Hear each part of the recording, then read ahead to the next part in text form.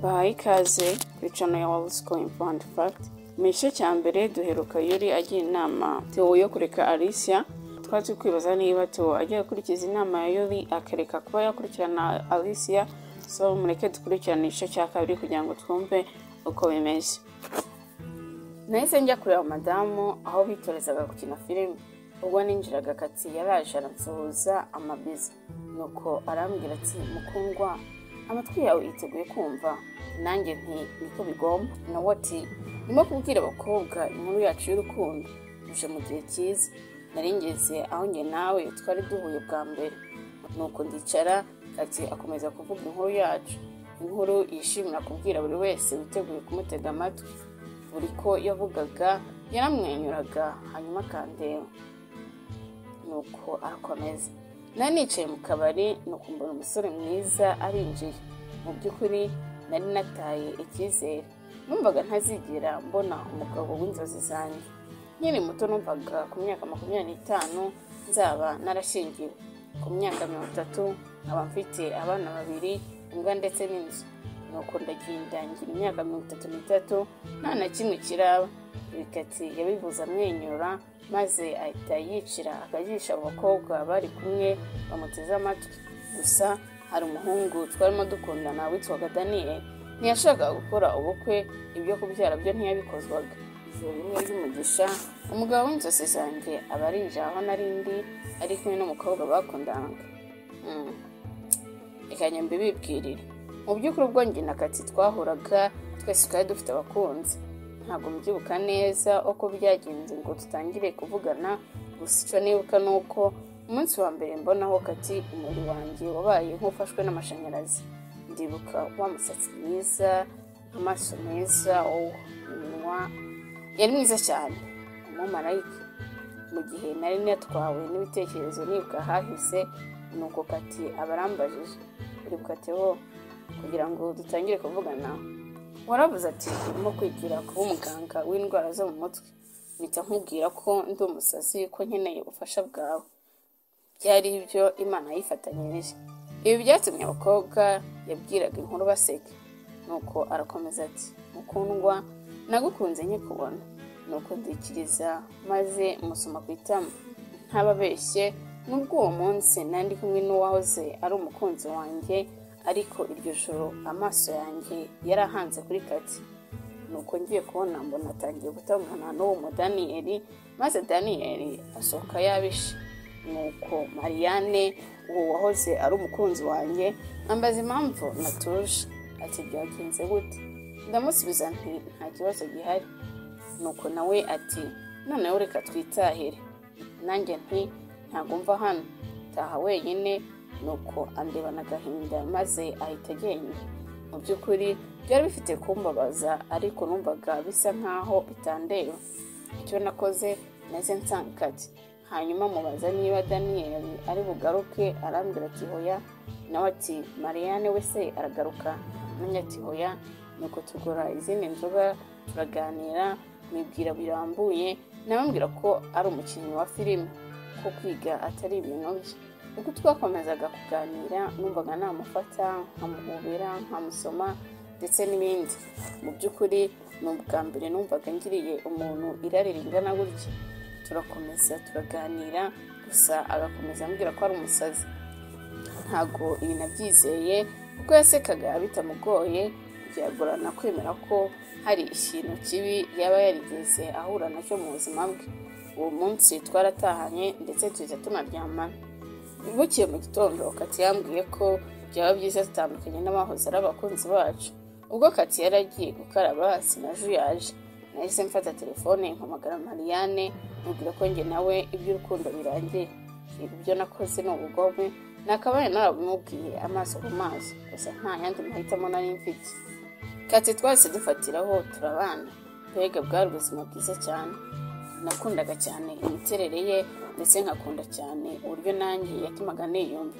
Naragiye mpinduka mushya, ntangira kwigirira icyizere nigeze nigirira. Nyuma naje kumusaba ko twashyingiranwa, mubwira ko mukunda. Aranyemerera, nabambwira ko nkunda. Twese dufata umwanzuro ko najya kumwereka ababyeyi banjye. Ubwo twageraga mu rugo papa yambwiye uburyo nsa nabi ko nananutse, ko imisatsi yanjye ari migufi, mbega ko nsa nk'uvuye muri gereza. Mama we agahinda mu maso kari kenshi kurenza uko namusize. Amaso ya papa ntiyigeze ava kuri kati umwanya wose twahamaze. Ntiyari amwishimiye ndetse ntiyaranamwanze. Nyuma yo gufata ifunguro, papa yahise agenda, ntitwongera kumubona. Twasigaranye na mama, ni nawe waduherekeje. Ubwo mama yari amaze kudusezera agiye, kati yahise ampobera, nuko arambwira ati ubu ndakumva cyane, ubu ndakumva. Kuva ubu nkukunze birushijeho. Mu kwezi kwa kane twarashyingiwe mu mategeko, ababyeyi twigeze dutumira, ndetse ntitwigeze tujya no mu rusengero. Gusa navuze isengesho rituma umutima wanjye. Nshimira Imana ko yampaye umunezero ntigeze ntekereza ko nzigera mbona. Iki gihe nabonye Imana, ndetse ntangira kumva ko itigeze intererana. N'ibyabaye byose byari kugira ngo nzahure na Kati. Buri segonda namaranaga na Kati, umuntu muri njye bwarushagaho kwiyongera. Umunsi ukurikiyeho nagiye guhura na Diomede, ngiye kumubwira uko byagenze umunsi murana Alice, bwira ko Alice akeneye guhabwa ubushobozi bwo gutekereza ndetse no kubasha kumva. Nuko Diomede ambaza impungenge mfite izo arizo, mubwira ko ibyo byose bigoye mu gihe Alice arimo gufata imiti. Mubwira ko byaba byiza ariko imiti afata ingano y'imiti afata igabanywa. Nuko Diomede akambya agahanga, ambwira ko ibyo atabikora. Ndamubwira nti nabonye ingano y'imiti bamuhereza miligaramu 60, ingano n'ingamiya itafata. Diomede arambwira ati yego ndabyemera, iyo ngano ni nyinshi, gusa ugomba kubanza kubivuganaho na Dr. Christine. Ndamubwira nti byaba byiza ari wowe bimwibwiriye. Nuko Diomede andeba nk'ufite ibyo aketse, nuko arambaza ati ariko we na Christian muraziranye?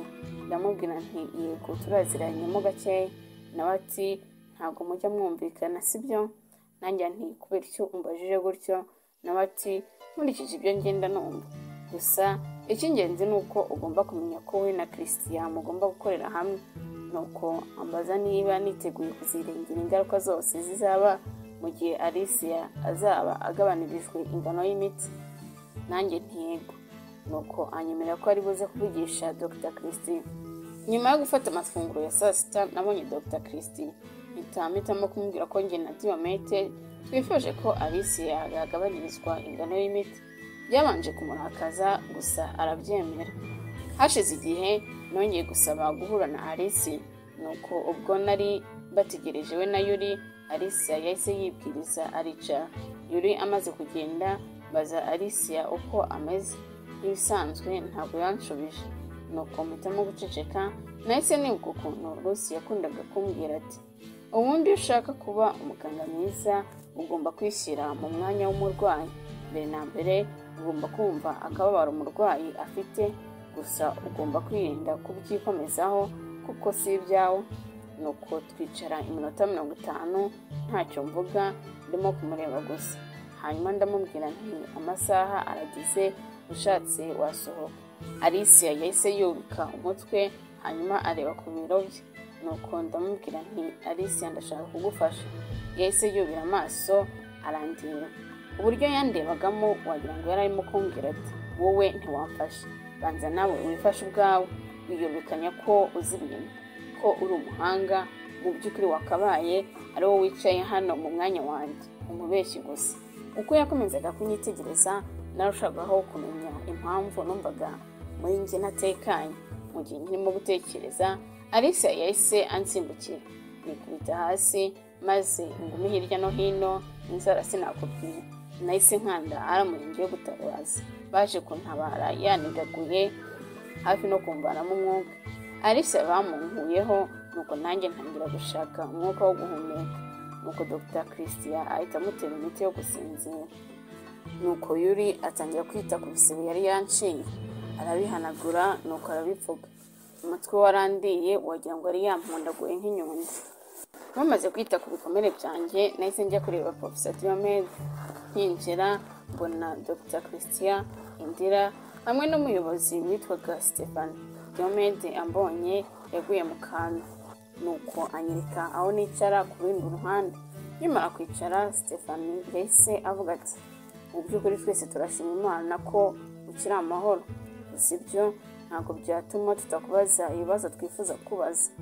Mu by'ukuri amakosa ni ayanjye, ni njyewe wasabye Yuri kudusiga twenyine, ibyabaye byose ni njye wabigizemo uruhare. Nuko Diomede ansaba kuvuga neza ubundi uko ibintu byose byagenze. Nyine uko naganirizaga Lisa nabonaga noneho arimo aranyumva, nabonaga hari icyo ashaka kumbwira. Christian ati ashaka kukubwira biriya nibyo wita kuvuga? Abarasetse. Nanjye nti yego nibyo nita kuvuga, kuko umujinya nawo ni ubundi buryo bwo kwerekana uko wiyumva. Umujinya Alice yahangiriye yanyeretse ko hari icyo ashaka kutubwira, gusa atabasha kuvuga.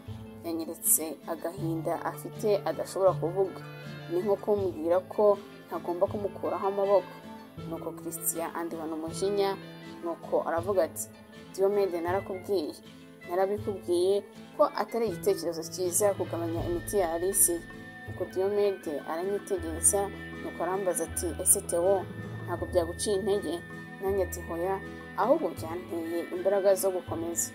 Nuko Diomede arikiriza, mbona ko anyuzwe ndetse yishimiye umwanzuro wanjye, maze arambwira ati ndatekereza wakomeza ugakurikirana Alice. Akimara kuvuga cyo Stephanie ati hoya. Diomede arambaza ati ese urumva ushobora kuzafasha Alice akavuga? Ntaramusubiza, Indira yahise avuga ati mu by'ukuri Alice yatangiye kuvuga, Theo ni umuvugizi we. Nuko Diomede arongera arambaza ati none se bizafata igihe kingana gute ngo Alice yavuge? Nanjye nti naba mbeshye, bishobora gufata amezi 6 yewe n'umwaka byawufata. Diomede ati nguhaye ibyumweru 6. Mu byumweru 6 azaba amaze kuvuga, nta yandi mahitamo nari mfite, narabyemeye. Icyo gihe natashye naniwe cyane, mu kugera mu rugo nasanze Kati atarataha. Hashize igihe njye na Kati tubanye, Kati yatangiye kujya atahatinze cyane kubera akazi, akaza ananiwe cyane agahita aryama. Nuko ngeze muri salo ndamuhamagara ngo numve niba kubw'amahirwe yaba yatashye. Bonye atarataha, nahise mpitamo kugera ku muhanda nkaba ninywera itabi. Ubwo nari nicaye ntangiye kunywa itabi, hahise haza umwana. Nabanje kugira ngo ni itabi ampaye kugeza igihe numviye impumuro yari urumogi. Uburyo nari ndukeneye sinari burwange, natangiye kurunywa. Hashize akanya ndimo ndarunywa, natangiye kumva ntuje, mfite amahoro, mbega ndutse muri njyewe. Hari hashize igihe kinini ntanywa urumogi, ndibuka ko naruretse umunsi wa mbere Kati ageze mu nzu yanjye, kugeza igihe njye na Kati twagiye mu kirori cy'inshuti ye yitwaga Nicole. Ndabyibuka ubwo twariyo Kati nta hantu nari ndimo ndamubona, numvaga ndi njyenyine. Nibwo nongeye kurunywa nduhawe n'umugabo mugufi ukuntu. Kuva icyo gihe byabaye nk'ibintu bisanzwe kuri njye. Buri gihe uko nasanga Kati atarataha nahitaga ndunywa. Umunsi umwe ndabyibuka naratashye, ubwo nsanga Kati yibagiwe gusiga afunze mudasobwa ye.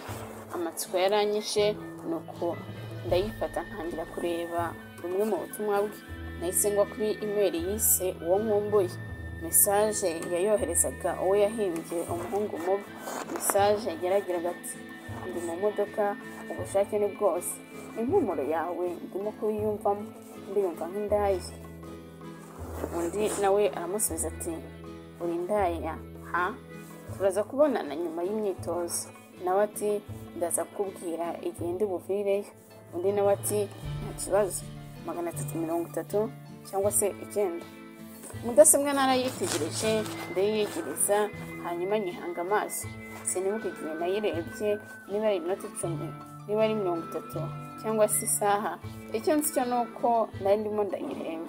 Nuko ndakomeza nsoma izindi message, zimwe ndende, izindi ngufi, zimwe zirimo amagambo y'urukozasoni, zimwe zibabwirana uburyo bakundana ndetse n'ibindi. Umutima wanjye wari wabaye nk'ubuye, mu nda niho nababaraga. Nahise naga mudasobwa ku ruhande, nuko nibukira muri toilette, maze ndaruka karahava. Umunsi ukurikiyeho nagiye kuganiriza Alice. Yarebaga nk'umusirikare uri ku rugamba. Nuko ndamubwira nti ndimo gutekereza uko byagenze igihe duheruka kuvugana. Arandeba gusa ubundi araceceka, nanjye ndakomeza. Sinzi niba bwari uburyo bwo kungerageza cyangwa se kumenya uko nteye. Ibyo uzanjugunyira byose niteguye kuzabyakira. Alicia yahise areba mu idirishya. Alicia, hari icyo nifuza kukubwira. Menya ko ndi ku ruhande rwawe. Yego ndabizi bifata igihe kugira ngo umuntu abashe kwizera undi. Umuganga wanjye yarambwiye ngo ubucuti busaba igihe kandi ko atari ibintu biba mu ijoro rimwe. Alicia yahise yongera arandeba aranyitekereza cyane ubudahumbye. Nahise mbona ko ndimo guta igihe. Nashatse kumubwira nti vuga, byibura vuga ijambo na rimwe. Nuko ndamubwira nti ndifuza ko tuvuga ku guceceka kwawe, tukavuga icyo bivuze ndetse n'uko wumva umeze, by'umwihariko tukavuga ikintu cyatumye utongera kuvuga. Ubu nicaye hano hari ishusho y'umuntu irimo kunza mu mutwe, umuntu ufunze ibipfunsi ugerageza uko ashoboye kose ngo umujinya we awugabanye. Ndabyuka ubwo natangiraga kwivuza, byari bigoye no kurera. Natinyaga ko natwarwa n'umwuzure nkarengerwa. Ndumva nawe ariko umeze, niyo mpamvu ari ngombwa gutegereza ko wumva utuje ndetse no kungirira icyizere. Mu by'ukuri ndi kumwe nawe muri bino. Ndimo ndiyumva nk'umuvuzi. Uzi icyo bivuze se? Undi aticwe. Bivuze ko ndimo ntekereza ko hari ibintu bimwe Fred yibeshyeho. Ndemera ko ubuvuzi bushobora kuba nk'ikibaho kidafite ikintu na kimwe cyanditseho. Hari amakuru yacu dutanga tutabizi, urebeye ku ibara ry'amasogisi twambara, uburyo twicaramo cyangwa se uburyo tugendamo.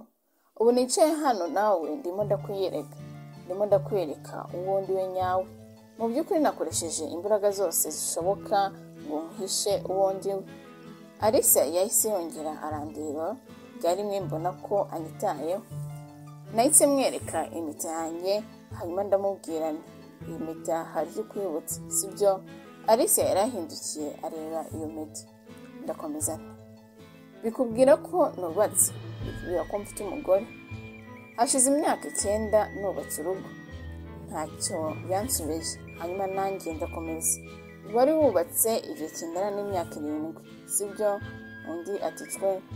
Umugore wanjye ndamukunda cyane. Ese wowe wakundaga umugabo wawe? Alicia yahise andeba, hanyuma aranyitegereza cyane ubudahumbye. Urukundo rurimo ibyumviro bitandukanye, sibyo? Ibi ni byiza. Nkunda umugore wanjye. Izina rye ni Kati, gusa rimwe na rimwe ndamurakarira ndetse n'igihe mwanga. Alicia yarakomeje arandeba. Kumwanga simvuze ko ninjye wese mba namwanze, ahubwo igice kimwe cyanjye nicyo kiba cyamwanze. Igice cyawe kimwe cyakundaga Gabriel, ikindi kikamwanga. Alicia yahise azunguza umutwe nk'uvuze ati hoya. Ndongera ndamubwira ngo igice kimwe cyawe kiramwanga. Arongera azunguza umutwe ati hoya. Ndamubwira nti nibyo Alicia, kuko bibaye atari byo ntabwo uba waramwishe. Alicia yahise ahaguruka, nagize ngo agiye kongera anegagura. Kubw'amahirwe ahita asohoka, nuko akubitaho urugi. Ngeze mu rugo nk'ibisanzwe, Kati yari ataragera mu rugo. Mu by'ukuri kuba umuganga uvura indwara zo mu mutwe ntabwo bihagije ngo nkeke ko Kati ashobora kuba anca inyuma. Kuva nasoma mesaje ze sinigeze mbimubwira, yewe nta nazi ko nigeze nzisoma. Ndibuka ukuntu hari igihe atajyaga ataha, hanyuma akama impamvu zidasobanutse. Ese ubundi yigeze ankunda cyangwa byose byari kinamico?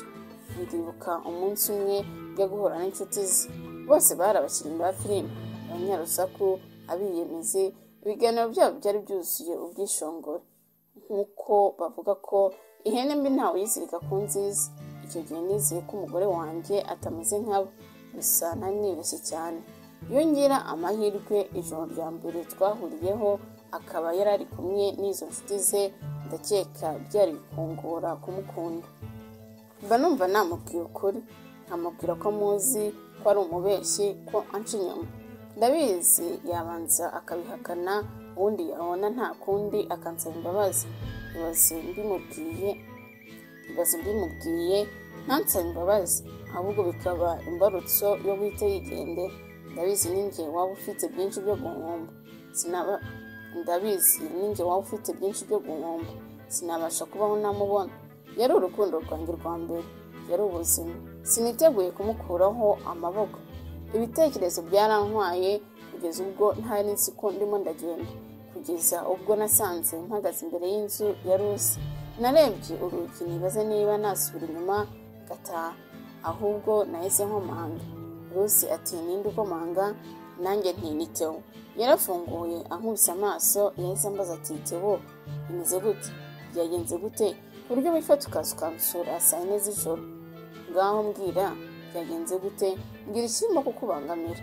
Namutekereje inkuru yanjye yose y'ukuntu nabonye message za Kati, mubwira ko nasubiriye kunywa urumogi, mubwira byose mbega nta na kimwe nsigaje inyuma. Rusi yaneze amatwi nta kunca mu ijambo kugeza igihe numva ndangirije kuvuga. Rusi arambwira ati mbabajwe cyane n'ibyawe Theo, ndabizi neza uwo Kati avuze kuri wowe, ndabizi ko ari ingenzi cyane. Ndibuka kera ubwo najyaga kureba Rusi hashize imyaka 3 mbanye na Kati, yarambwiye ati Theo, guhitamo umugore ni nko guhitamo umuganga. Hari ibibazo ugomba kwibaza. Ese ni inyangamugayo? Arashishoza? Ese iyo akoze ikosa araryemera? Ese ni umuntu udashobora kwiyemeza ibidashoboka? Ndibuka bino byose nabibwiye Kati, nuko turahira ko nta na rimwe tuzigera tubeshyanya. Mbaza Rusi ese byaba byaratewe n'iki? Nawe ati ndakeka igisubizo kizi, ubanje kubyakira wowe ubwawe igisubizo waba ugifite. Nanjye nti oya siko biri. Hashize akanya ndamubwira nti ndatekereza yarandambiwe. Nuko arambaza niki gitumye uvuga utyo? Kubera ko akeneye ibimunezeza. Nawe ati ibi twigeze kubivugaho sibyo, ibyerekeranye ibishashi by'umuriro ndetse n'ibyerekeye urukundo. Urukundo ruba rutuje, ntiruhinduka. Iyo urufashe mu buryo bumeze nk'ikinamico ruba rurambiranye. Urukundo ni ibyiyumviro byimbitse kandi bidahinduka. Ndatekereza ukunda Kati, ibi byanyabyo bitagira uburyarya. Amaso yanjye nayahanze ibikarito byari imbere yanjye, kuko sinashaka kureba Rusi mu maso, kuko numvaga ntashaka kumva ibyo ashaka kumbwira, kuko nari mbizi twigeze kubivugaho. Nuko ndamubaza nti twese dufite amakosa. Nanjye namubeshye ku bijyanye n'urumogi. Rusi ahita aseka, gusa inseko ye yari yuje agahinda, maze arambwira ati sinzi niba uburemere bwo kunywa urumogi twabunganya n'uburemere bwo guca inyuma uwo mwashakanye. Ndumva bitandukanye cyane. Ni nk'ubugambanyi, akabikora inshuro nyinshi nta no kwicuza. Nanjye nti ntawamenya, ashobora kuba abyicuza bikomeye. Ntabeshye ibi nanjye sinizera ko ariko biri. Nawe ati siko mbitekereza. Nta muwagira, ntabwo ari inyangamugayo, uretse ko agira ubugwaneza ari bwo butuma umubona nk'udasanzwe. Nanjye nti hoya siko kuri. Nawe ati ibyo ni ukuri Theo, ese ubundi siwigeze kwiyumva gutya mbere? Nakati oya, ukiri umwana. Nahise numva ndakaye, ndangije ndamubwira nti hoya, ibyo njye na Kati ntaho bihuriye n'ibyo mu bwana bwanjye. Nawe ati koko se kugerageza gushimisha umuntu utamenya niba ari byishimo, utitaye ku marangamutima yawe? Ibyiyumviro bye biri ahandi hantu. Icyo uhora ukora ari ugushaka ngo yishime, utegereje ko yazigera gukunda. Iyi ntabwo ari inkuru nshya Theo, ndabizi usanzwe uyizi. Theo, ndabizi urababaye, gusa ndashaka ko wibuka ko kano gahinda wagahoranye na mbere yuko uhura na Kati. Ni agahinda kamaze imyaka. Theo, ikintu gikomeye kwakira ni ukudakundwa mu gihe ikintu cya mbere cy'ibanze ukeneye ari urukundo. Yari arimo ambwira ukuri, ibyo byari ukuri. Nuko arakomeza ati agahinda ko kudakundwa. Nahise nubika umutwe mu biganza byanjye, nuko ndamubaza nti ibi byose nta cyizere bitanga? Nawe ati icyizere kirahari. Ntabwo ukiri umwana ukeneye impuhwe za se ngo abe. Uri umuntu mukuru, ufite amahitamo. Wowe ubwawe ni wowe ugomba gushyira iherezo kuri ibi bintu byose. Nanjye nti nabikora nte? Uratekereza nasiga Kati? Nawe ati uwo ni umwanzuro ukomeye. Nanjye nti urumva ngomba kumureka agenda sibyo? Rose ati yego niko mbyumva, ntabwo ndimo kuvuga bino nk'umuganga wawe, ndabikubwira nk'inshuti yawe. Nariruhukije, agahinda n'umunaniro ari byose. Nuko arakomeza ati Theo, ibintu byose byubakiye ku kinyoma byanze bikunze birasenyuka. Urukundo rutarimo ubunyangamugayo ntabwo ruba ari urukundo. Nuko ndamubwira nti urakoze cyane ro, ibi ni iby'agaciro kuri njye. Yahise ahaguruka arampobera, ndamusezera nuko ntega bisi ndataha. Ngeze mu rugo nasanze Kati yicaye muri salo ambaza aho mvuye. Ndamubwira nti nari ndimo ndatembera n'amaguru. None se imyitozo yagenze neza? Nawe ati byagenze neza nubwo biba biruhije. Ndeba ukuntu arimo kwandika message, nibaza umuntu arimo kwandikira. Iki nicyo gihe cyiza cyo kumubwiza ukuri, cyo kumubwira ko mbizi ko anca inyuma, cyo kumusaba gatanya. Mfunguye umunwa ngo mbivuge mbura amagambo. Nuko ahita ambwira ati Theo, dukeneye kuvugana. Tuvugana ibiki? Nawe ati ntacyo ufite cyo kumbwira. Nuko yigura umusego w'intebe azana icupa mbikamo urumogi. Ubundi ati ibi ni ibiki? Nanjye nti ni urumogi. Nawe ati ibi ndabizi, ahubwo kuki ruri hano? Nararuguze ndarukunda. Nawe ati ibyo uvuze ni ukuri? Yesu we, rimwe na rimwe mba numva ntakuzi neza pe. Umujinya waranyishe, numva namukubita, numva namena ibintu byose bindi impande. Gusa nta na kimwe nakoze, ahubwo ndamubwira nti reka tujye kuryama. Nuko mpita ngenda. Mu gitondo bigeze turabyuka nk'ibisanzwe. Ambwira ko narose mvuga. Mubaza ibyo navugaga, ambwira ko bitumvikanaga. Dufata ifunguro rya mu gitondo, hama amabiskwitama ajya ku kazi. Nanjye nahise njya koga. Nakomeje gutekereza ibyo navuganye na Rose, nibaza niba nzabaho nabona akazi. Ndibwira nti ntabwo nasiga akazi, ahubwo kugira ngo mbikore nakwibagirwa ibyo nabonye byose. Kandi ibirenze kuri ibyo sijye njyenyine nkifite mu nshingano, ahubwo hari n'abarwayi banjye ngomba kwitaho. Nyuze ku kazi nahise njya kureba Elif. Muramwibuka, niwe wigeze kurwana na Alice bapfa umwanya wo kwicaramo. Nabibwiye Yuri ko nshaka kuvugana na Elif. Nuko ambwira ko amasaha ya Elif yo kuvurwa yarangiye, ko ibyiza namusanga mu cyumba bakiniramo. Ndamushimira nuko njyayo. Ngezeyo nasuhuje Elif, ahita ambwira ati ntikize. Nanjye nti ntuhangayike, nta kintu kibi cyabaye. Nawe ati ntabwo uri umuganga wanjye. Nuko ndaseka ndamubwira nti urumva hari ibibazo nifuzaga kukubaza byerekeye Alice. Elif yahise amena nk'igiti. Nuko ndamuhamagara. Elif, ese hari amajwi ukumva? Arimo kubwira ibiki? Yahise ahindukira arandeba maze arambwira ati arimo kumbwira ati nturi wo kwizerwa, witondere. Nanjye nti ntabwo unzi. Birumvikana kuba utanyizera. Uko twavuganaga yakomezaga akina biyari. Nakomeza anitegereza uburyo akinamo. Nifuza kumbwira ukuntu byagenze Alice yinjira mu bino bitaro bwa mbere. Nasomye mu ifishi ko mwigeze kurwana, sibyo? Nawe ati yashaka kunyica, yashaka gukata ingoto yanjye. Nanjye nasomye ko mbere yuko murwana wabanje uramwongorera. Mfite amatsiko yo kumenya ibyo wamubwiye. Nawe ati oya. Nanjye ntabwo ndimo kuvuga ko ari wowe wabitangiye, ni amatsiko nifitiye gusa. Nawe ati ni ikintu namubajije. Nanjye wamubajije iki? Nawe ati namubajije niba yari abikwiye. Nanjye inde? Nawe ati we. Nuko ahita aseka. Nanjye uravuga umugabo wese? Ni ukuvuga ngo wabajije Alicia niba umugabo we yarabikwiye ngo amwice. Nuko araseka maze akomeza gukina biyari. Nk'ababeshye nahise numva umujinya mwinshi. Elif atuma wiyumvamo urwangano. Ubwo nibwo burwayi bwe, uko niko nyina yatumye aba. Nuko ndamubaza nti none se ubu ubanye gute na Alice? Nawe ati tunishize kataraboneka. Ahita aseka. Telefone yanjye yahise isona. Ndebye umamagaye mbona nimero nshya. Nuko mbwira Elif ko ngiye kwitaba telefone, ndamushimira ubundi ndagenda. Nuko mfata telefone. Ni Max Benson murimo kuvugana. Ndamubwira nti murakoze kumpamagara, nifuza ko twaganira ku byerekeranye na Alice. Nawe ati Alice byagenze gute se? Hari ikintu gisanzwe cyabaye? Nanjye oya, ndimo ndamuvura, yifuzaga kubabaza ibibazo bike bimwerekeyeho.